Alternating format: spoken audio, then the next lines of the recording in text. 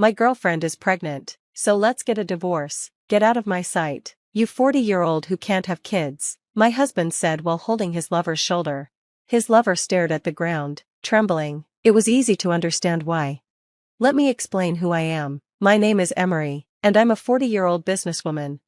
I've always been good at studying. After graduating from a top university, I started working for a foreign company. I worked in one of their offices abroad for many years. When I returned to the U.S., I was promoted to department head.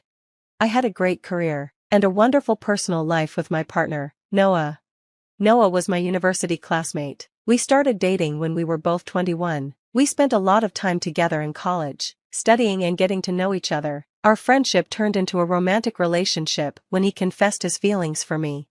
We got married 3 years after graduation, just before I was sent to Japan for a 5-year work assignment. I was nervous about being long distance, but Noah was so serious about being with me. He quit his job and came to Japan with me. I was happy he was that committed, so I agreed to marry him.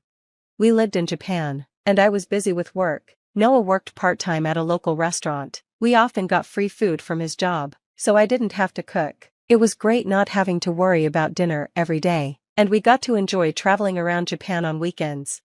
After 5 years, we returned to the U.S., where I started working at the main office of my company. I was busy again, but Noah, who had learned a lot about cooking in Japan, also worked at a restaurant back home. Everything was going well, except for one thing: we couldn't have children. We tried for years, but I couldn't get pregnant. Even after going through several fertility treatments, after 5 years, we gave up on having kids. We decided it would just be the two of us. Since we had spent so much time abroad, we hadn't seen much of the US, so we started traveling around, enjoying different foods and tourist spots. It was fun, and I dreamed of a happy future with Noah. Things were going well at work too. I was promoted to department head, and I had a great team to manage. Then, one day, I saw someone familiar among the new hires. "Lily, is that you?" "Huh, Auntie?" It was my niece. I hadn't seen her in 10 years. Last time, she was just a 6th grader, and now she was all grown up. I didn't expect her to be working here. "It's been so long. How's my sister? Is she still strict with you?" I asked. "Yeah, she's still strict. That's why I moved here after college," Lily replied. "I can't believe you work here," I said, surprised. "Yeah, I was shocked too," she answered.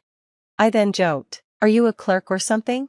She didn't seem happy with that question and replied in a way that made me feel like she was looking down on me. It seemed like she was trying to say I was too old to be working here. It made me wonder if I should teach her some manners. At the morning meeting, all the new employees introduced themselves. When it was Lily's turn, she spoke in a very polished way, saying, "There are so many young, cool, and reliable colleagues here. I'm excited to learn from them." The way she emphasized how young everyone was made me angry, but I kept it to myself. Afterward, I stood up to introduce myself to everyone. "I'm the department head, Emery. We really appreciate the fresh energy new employees bring. We'll make sure to help you learn everything, so don't worry about making mistakes. Just do your best." Everyone clapped after I finished speaking. My niece, Lily, stared at me with wide eyes, looking guilty. Later that day, during lunch break, Lily came over to talk to me. "Auntie, I'm sorry about what I said about being a part-time clerk. I didn't mean it." I asked, a bit sharply, "What are you sorry for?" "Well, I said the company is mostly full of young people." "You realized that was rude, huh?" "Yeah, I'm really sorry." I decided to forgive her, but I added, "I'll let it go this time, but if you act that way with others, like customers, it could cause problems." "I understand. I'm sorry." I was glad she understood her mistake. Then, I called my sister. "Wait, the company Lily is working at is yours?" she asked. "Did you forget? You're too focused on farming to remember anything else," I teased her. "Well, you're not completely wrong," she laughed. "I'm happy she's with you. Please keep an eye on her for me." "I will," I promised. After talking with my sister, I continued to teach Lily about the company, but I didn't treat her differently from the other new employees. "You made a mistake here. Be careful next time." "Got it, thanks," Lily responded eagerly. She always replied with energy, and I tried my best to guide her, but soon, I started to realize something about Lily. One rainy day, I went to the break room to heat up my lunch. I overheard Lily talking with some of the other new female employees. I wasn't planning to listen, but then I heard Lily say something that shocked me. "That old lady is so annoying, I'm sick of her." At first, I wasn't sure if she meant me or someone else, but then she continued. "She's my mom's younger sister, so I guess it makes sense that she's like this." I couldn't believe it. She was talking about me. Why is she still working full-time if she's married? I can't stand women like her who keep working like this when they're that old. I felt my heart drop. How could Lily say something so mean? Here I was, trying my best to teach her kindly, and she thought so badly of me. I had been strict with her at times, but I never crossed any lines. Why would she talk about me like this? She acted like a good girl in front of me, but hearing how she spoke behind my back really hurt. After her training period, Lily had to start working on her own, but she kept making mistake after mistake, being careless, and causing problems for everyone. It got so bad that even the male staff started getting frustrated with her.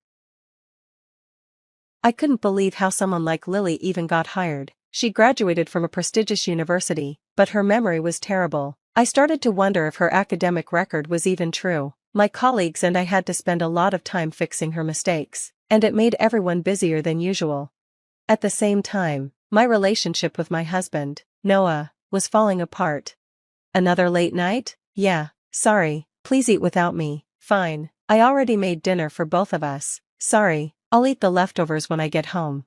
Noah wasn't happy that I kept staying late at work. When I got home, he was usually in a bad mood. Sometimes, he was already in bed. Since he worked in the restaurant industry, his weekends were always busy, and he'd often go drinking with his coworkers after work, coming home past midnight. Because of this, we were spending less and less time together. I never thought things would end up like this after we had gotten along so well for so long.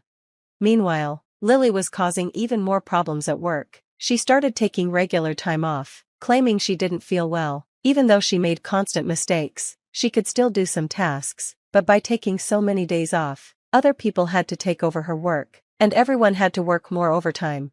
As department head, I didn't know what to do. Between work and my personal life, I was completely drained. Then, my husband did something unbelievable.